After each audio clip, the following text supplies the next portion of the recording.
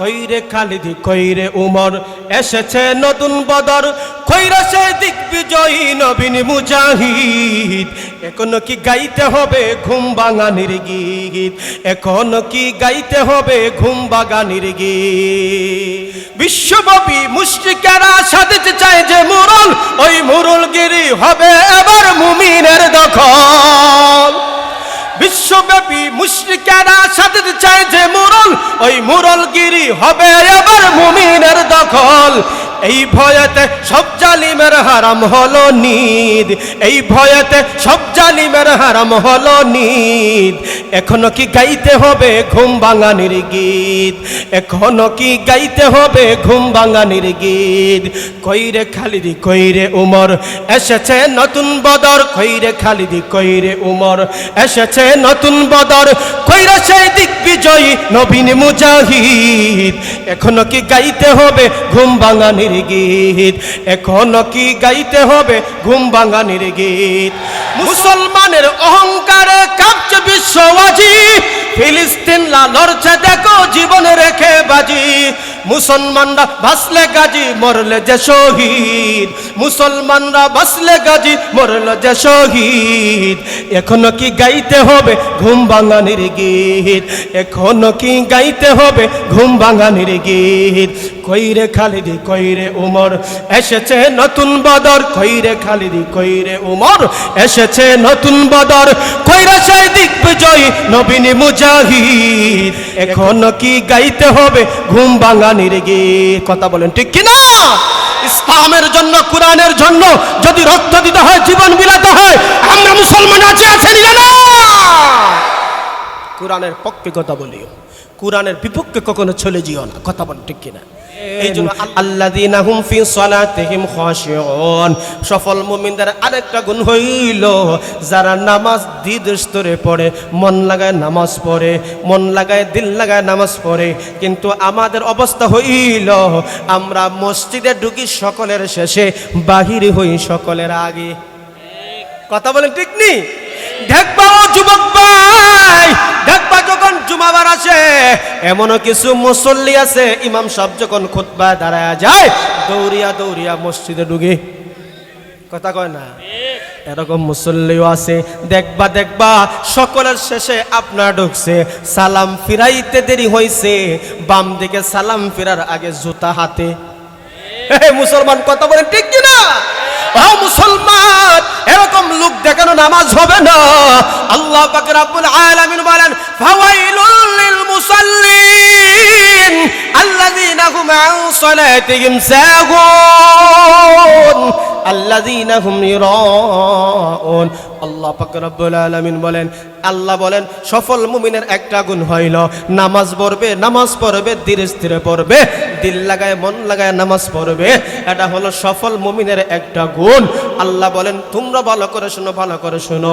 কিন্তু এই নামাজ তাদের জন্য অভিশাপ, এই নামাজ তাদের জন্য দুর্ভোগ, এই নামাজ তাদের জন্য ওয়াইল, এই নামাজ তাদের জন্য জাহান্নাম। যারা লোক দেখানোর নামাজ পড়ে এবং গাফলাতের সাথে ও মনোযোগের সাথে নামাজ পড়ে, এই নামাজ তাদেরকে জাহান্নামে নিবে। এই জন্য দোস্ত আহবাব, যেই কথাটা আমি আপনাদেরকে নিয়ে বোঝাতে চাই, আমিও জীবনটা পরিশুদ্ধ করতে চাই, আপনারও জীবনটা পরিশুদ্ধ করে নিতে চান। এই জন্য দোস্ত আহবাব আসুন, আল্লাহ বলেন অবশ্যই আত্মার চিকিৎসা গ্রহণ করো। আত্মারা যদি নষ্ট হয়ে যায়, পুরা দেহ নষ্ট। কথা বলেন ঠিক কিনা? এই জন্য আত্মার পরিশুদ্ধ করে নাও, আত্মার চিকিৎসা আগে করে নাও। আত্মার চিকিৎসা যদি করাইতে হয়, আমরা অনেকেই তো ইলম আমাদের নাই, আমাদের কোরআন হাদিস সম্পর্কে ধারণা নাই, আমাদের কোরআন হাদিসের জ্ঞান আমাদের নাই। এই জন্য অবশ্যই একজন শিক্ষক বানাতে হবে। কথা বলেন ঠিক কিনা? আপনি যেমন দুনিয়ার জন্য একজন শিক্ষক বানান, আপনি যেমন ভাবে দুনিয়ার চাকচুক্যর জন্য আপনি একজন মডেল বানান, এই জন্য অবশ্যই আখিরাতের জিন্দেগি সুন্দর করার জন্য দুনিয়াতে একজন আল্লাহ ওয়ালার সহবতে যেতে হবে, আল্লাহ ওয়ালার দ্বারস্থ যেতে হবে।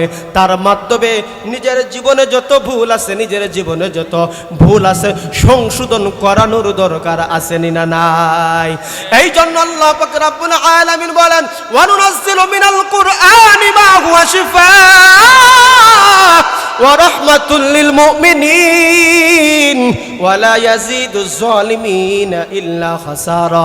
আল্লাহ পাক রব্বুল আলামিন বলেন, হে মুমিন মুসলমান, আল্লাহ তামাম দুনিয়ার মানুষদেরকে সম্বোধন করে বলেন, আমি কোরআনকে মুমিনের জন্য শিফা হিসেবে নাজিল করেছি, আমি কোরআনকে মুমিনের জন্য রহমত হিসেবে নাজিল করেছি। যারা কোরআনকে ধরবে, কোরআন মুমিনের জন্য রহমত, আবার মুমিনের জন্য শিফা। এবার আসুন, যারা কোরআনের বিপক্ষে চলে যায় তাদের অবস্থা কেমন হবে একটু শুনি। আমাদের মেহমান প্রায় কাছাকাছি চলে আসতেছেন। কোরআনের বিপক্ষে যারা অবস্থান নিবে তাদের অবস্থান কোথায় কিভাবে হবে আমার আল্লাহ বলেন। আল্লাহ পাক রব্বুল আলামিন বলেন, ওয়া নুনাজ্জিলু মিনাল কুরআনি মা হুয়া শিফাআ ওয়া রাহমাতুল লিল মুমিনিন ওয়া লা ইয়াজিদুজ জালিমিনা ইল্লা খাসারা। আল্লাহ পাক রব্বুল আলামিন বলেন, এরা হলো সবচেয়ে বড় জালেম, তারা ক্ষতিগ্রস্ত যারা কোরআনের বিপক্ষে অবস্থান নিয়েছে। কথা বলেন ঠিক নেই? এরা সবচাইতে বড় ক্ষতিগ্রস্ত, এরা সবচাইতে বড় ক্ষতিগ্রস্ত, দুর্ভাগা হতভাগা। তারা নিজেরা নিজের ক্ষতিটা ডাইকে আনছে। কোরআনের অবস্থান বিপক্ষে অবস্থান নিলে নিজেরাই নিজের ক্ষতি ডেকে আনছে, তারা সবচাইতে বড় ক্ষতিগ্রস্ত। এই জন্য মুসলমান, আপনি আল্লাহ মানেন, রাসূল মানেন, কোরআন মানেন, ইসলাম মানেন, কিন্তু কখনো কোরআনের বিরোধিতা করিও না। নামাজের বেলায় অবহেলা, রোজা রাখার বেলায় অবহেলা, হজ করার বেলায় অবহেলা, সব নেক আমলের বেলায় অবহেলা আছে ঠিক। আল্লাহ চাইলে মাফ করতে পারেন, কিন্তু কোরআনের বিপক্ষে অবস্থান নিলে মাফ হবে? মাফ হবে? কথা কোন হবে? আজকে কোরআনের বিপক্ষে কথা হয় কি হয় না? আজকে ইসলামের বিপক্ষে কথা হয় কি হয় না? কোরআনের জন্য, ইসলামের জন্য মুসলমান যদি জীবন বিলাতে হয়, হে শাহপুরের মুসলমান, কে কে রাজি আছেন ইসলামের জন্য, কোরআনের জন্য নিজের জীবনকে উৎসর্গ করতে? হাতটা তুলে আমার আল্লাহকে দেখা দাও।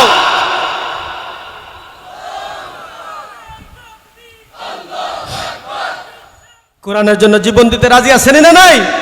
কইরে খালিদ কইরে উমর, কইরে খালিদ কইরে উমর, এসেছে নতুন বদর।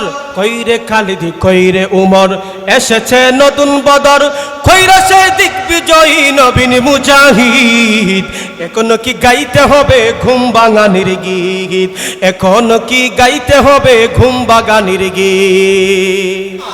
ইসলামের জন্য, কোরআনের জন্য যদি রক্ত দিতে হয়, জীবন বিলাতে হয়, আমরা মুসলমান আছি না?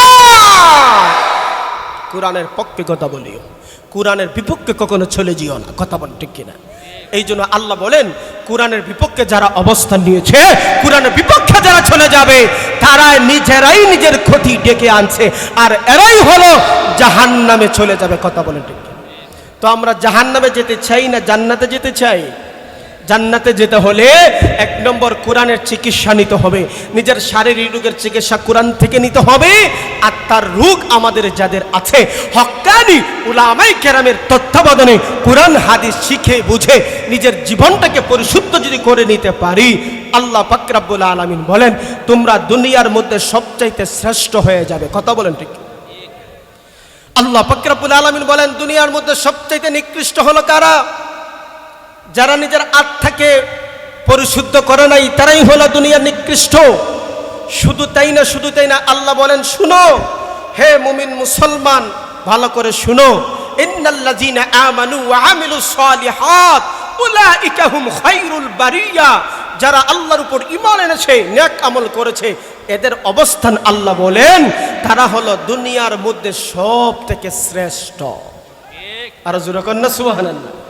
আল্লাহ বলেন, শুনো, জাযাউহুম ইনদা রাব্বিহিম জান্নাত, তাদের জন্য রয়েছে পুরস্কার আল্লাহর কাছে জান্নাত। এই জান্নাতে যেতে চাই কি চাই না? এই জান্নাতে যেতে হলে নেক আমলে দরকার আছে না নাই? কথা বলেন, নেক আমলে দরকার আছে না নাই?